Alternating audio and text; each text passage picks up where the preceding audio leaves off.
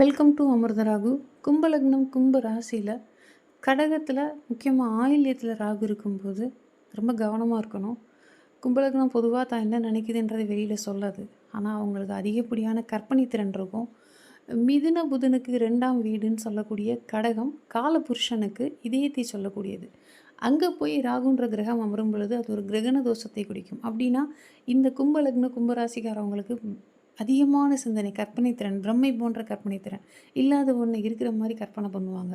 இவங்க காதலிக்கக்கூடிய நபர் இவங்க நினச்சதுக்கு நேர் எதிராக இருந்தால் கூட அவங்களால அதை ஏற்றுக்க முடியாது. ஆனால் விட்டு கொடுக்கவும் முடியாது. 6, 8, 12 அப்படின்றது மறைவு ஸ்தானம். அங்கே போய் இந்த கிரகம் பொதுவாக 6ல் ராகு அமர்வதுன்றது நோய், எதிரி, கடன் எல்லாத்தையும் அழிக்கும். இவங்க உலகத்தையே ஜெயிப்பாங்க. ஆனால் உறவுகளை அவங்களால ஜெயிக்க முடியாது. அவங்களுடைய காதல் போராட்டமாக தான் இருக்கும். கண்ணீர் நிறைந்ததாக இருக்கும். பிரிவுக்கு பிறகு வரக்கூடிய நிம்மதியாக இருக்கும். இந்த ஆயில்ய ராகு அப்படின்றது அந்த எண்ணங்களை அபிவிருத்தி பண்ணிகிட்டே இருக்கும்.